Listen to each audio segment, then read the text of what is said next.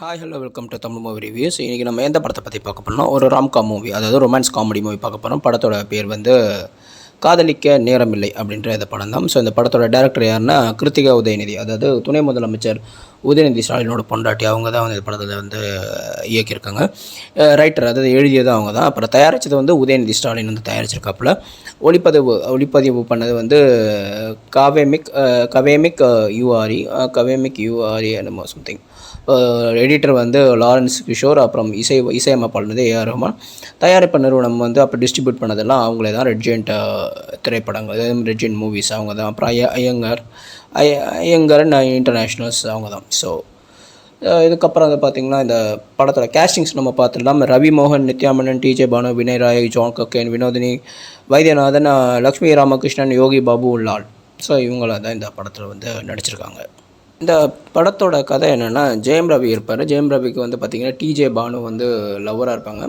So ஆனால் ஜெயம் ரவியோட, அதாவது ரவி மோகன் அவரோட கேரக்டர் என்னென்னா ஒன் நைட் ஸ்டாண்டு, அப்புறம் லிவிங் டுகெதர், இந்த மாதிரியான ரிலேஷன்ஷிப்பில் இருக்கதா விருப்பப்படுவார்.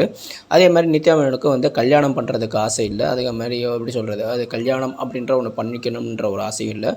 குழந்தை பெற்றுக்கணும் அப்படின்றது மறுவது இல்லை. அதே மாதிரி ரவி மோகனுக்கு வந்து குழந்தை பெற்றுக்க ஆசை இல்லை. பட் ஆனால் நித்யா மேனனுக்கு வந்து கல்யாணம் பண்ண ஆசை இல்லை. குழந்தை பெற்றுக்கலாம், பட் கல்யாணம் வேண்டாம் அப்படின்ற மாதிரி இருக்காங்க. ரவி மோகனுக்கு வந்து குழந்தைய வேணாம் அப்படின்ற மாதிரி இருக்காப்புல. ஸோ அப்படி ஒரு கான்ட்ராஸ்டாக இருக்க ஒரு கேரக்டர் ரெண்டு பேரும். இவங்க அது ரவி மோகனுக்கு வந்து பார்த்திங்கன்னா ஒரு எக்ஸ் லவர் இருப்பாங்க, டிஜே பானு. ஸோ அவங்க வந்து ஏன் விட்டுட்டு போயிடுவாங்க, இடையில விட்டுட்டு போயிடுவாங்க. ஏன் விட்டுட்டு போயிடுவாங்கன்னா, ரவி மோகன் வந்து கல்யாணத்துக்கு ஒத்துப்பார், பட் ஆனால் குழந்தை பெற்றுக்க அவருக்கு விருப்பம் இல்லை. ஸோ அப்படின்றதுனால டிஜே பானு வந்து போயிடுவார். வினய் ராய் இந்த படத்தில் வந்து நடிச்சிருக்காரு. வினய் ராய் என்ன கேரக்டர்னால் ஒரு கே கேரக்டரில் நடிச்சிருப்பார். அதே மாதிரி ஜான் கொக்கேன் வந்து பார்த்திங்கன்னா நித்யா மேனனோட முன்னாள் லவ்வர் வந்து நடிச்சிருப்பாங்க.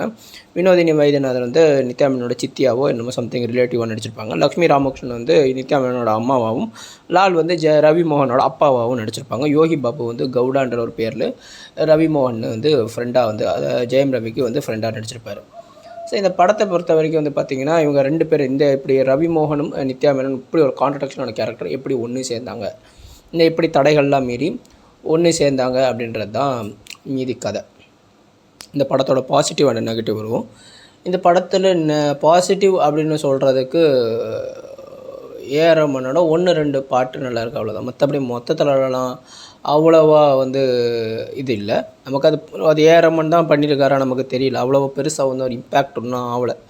ஸோ இந்த படத்தில் ஏஆர் ரஹ்மான் எப்போ பண்ணும்போது ஒரு ஆல்பம் எடுத்து பண்ணுறோன்னா அது ஒரு இம்பேக்ட் ஆகும். எக்ஸாம்பிள் சிவாஜி த பாஸ், ராவணன், அப்புறம் வந்து பார்த்திங்கன்னா என்ன சொல்கிறது, இப்போ இந்த ஐ படம், இந்த மாதிரி பல படங்கள்லாம் வந்து பார்த்திங்கன்னா அவர் எடுத்து பண்ணுறாரு. அவர் ஒரு ஆல்பம் எடுத்து பண்ணுறாரு, ஒரு மூவிக்கு இது பண்ணுறாருன்னா அதோட இம்பேக்ட் தெரியும். இது வந்து அவ்வளோ பெருசாக தெரியல. என்னமோ எப்படி சொல்கிறது, புதுமுக இயக்குனரோ இல்லை ஏற்கனவே பழக்கப்பட்ட இயக்குனர்கள் வந்து ஒரு ரொமான்ஸ் படம் பண்ண மாதிரி தான் இருக்குது. ஏஆர் ரஹ்மானுக்கான தனி ஒரு ஸ்டைல் வந்து இதில் தெரியலை.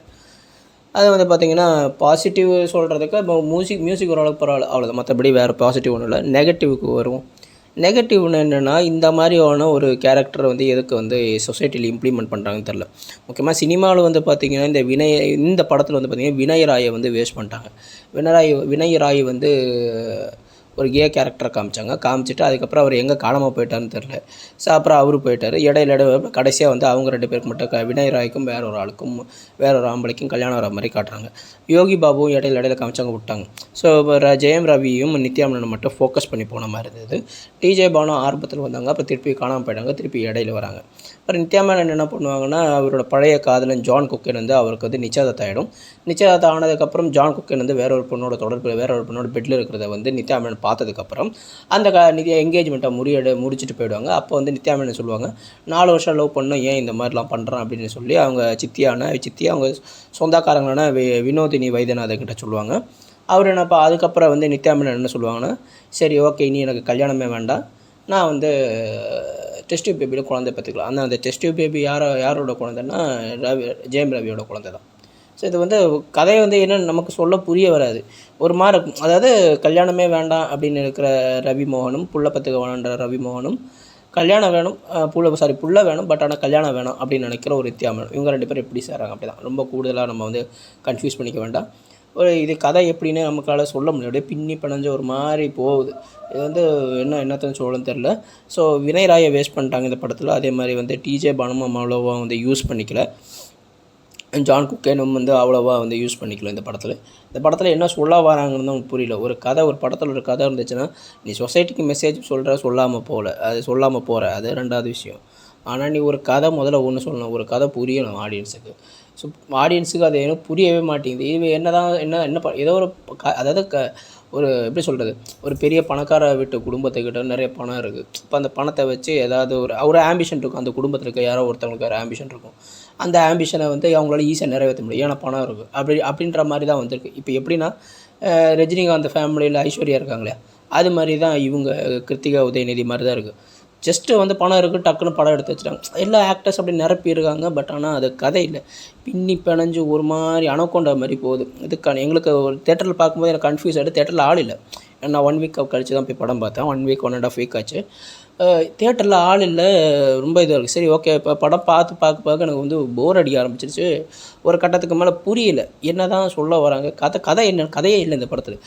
இவன் கூட திருப்பி போகிறான், திருப்பி வரான். கே கப்புள்ஸ், அது இது ஒன் நைட் ஸ்டாண்டு. ஸோ என்ன படத்தில் சொல்ல வரீங்க அப்படின்றதா அதில் ஒரு இது இல்லை. அது ஒரு கிளாரிட்டி இல்லாத ஒரு மூவியாக தான் இருக்குது. ஏன்னா ஒரு படத்தில் வந்து பேசிக்காக வந்து கிளாரிட்டி இருக்கணும். ஸ்டோரி இருக்கணும். ஸ்டோரி இல்லை, கிளாரிட்டி இல்லைன்னா ஸ்டோரி இல்லைன்னு அர்த்தம். ஸ்டோரி இல்லை இந்த படத்தில் முக்கியமாக. சும்மா அது பாட்டுன்னு ஒரு 4 பேரோட கதையை வந்து எடுத்து அவங்க தனிப்பட்ட வாழ்க்கையில் எடுத்தது. அதுவும் பின்னி பிணைஞ்சு ரொம்ப கன்ஃபியூஷனாக இருக்குது. மியூசிக்லாம் ரொம்ப மகாமட்டன்னு சொல்ல முடியாது. ஆவரேஜுக்கு பரவாயில்ல தான். ஏதோ 1-2 பாட்டு பரவாயில்ல, அவ்வளோதான். மற்றபடி வந்து அவ்வளோ நம்ம மனசுக்குள்ளே நிற்கல. அப்படியே என்னத்தை சொல்லன்னு தெரில. ஏன்னா ஏஆர் ரஹ்மான் வந்து ஒரு ஆல்பம் எடுத்தானா எல்லா பாட்டு ஹிட்டு. எல்லாமே வந்து மனசுக்குள்ளே அப்படியே ஆழமாக அப்படியே பதிஞ்சு நிற்கும். இது வந்து அவ்வளோவா வந்து ஒன்றும் இல்லை. இது ஸ்க்ரீன் ப்ளே வந்து அப்படியே போயிட்டே தான் இருக்குது. டக்குன்னு சமுதாயத்துக்கு எதிரான பல விஷயங்கள் வருது. கல்யாணத்துக்கு முன்னாடி வெர்ஜினிட்டி லாஸ் பண்ணுறது வந்து நித்யாமன் அவங்க அம்மாக்கிட்டே வந்து அவங்க சூசகமாக சொல்லுவாங்க. அது வந்து ரொம்ப கேவலமாக இருக்குது. இது வந்து கிட்டத்தட்ட ஒரு தமிழ் இனத்தை வந்து அழிக்கிற மாதிரி, இன அழிப்பு மாதிரி தான் சொல்லலாம். சீரியஸாக இந்த படம் பேஸ்ட்டு தானே. பார்த்திங்க ஓடிடியில் பார்த்தா கூட புரியுமான்னு தெரியல. போர் அடிக்கும் ஒரு கட்டத்துக்கு மேலே. அதாவது ஒரு ஃபோக்கஸ்டாக இல்லை, ஒரு நிலையாக இல்லை. நம்ம கதையில் தான் போகிறோம் அப்படின்ற அந்த ஒரு நிலை இல்லாமல் ஜம்ப்பு கட்டுச்சு மாதிரி ஜம்பாகி போய்கிட்டே இருக்குது ஒழிய மற்றபடி வேறு ஒன்றும் இல்லை. அவ்வளோவா இல்லை சொல்கிறதுக்கு. படத்தில் ஒன்றுமே இல்லை. வேணால் அடுத்த படத்தில் வேணால் இவங்க நல்லபடியாக எதாவது பண்ணாங்கன்னா பார்க்கலாம். ஸோ இந்த படம் வந்து என்னை பொறுத்த வரைக்கும் பிலோ ஆவரேஜ் கூட கிடையாது. என்னை பொறுத்த வரைக்கும் வந்து பார்த்திங்கன்னா எவ்வளோ ரேட்டிங் கொடுக்கு 5க்கு வந்து 2.3 கொடுக்குறேன். தேங்க்யூ.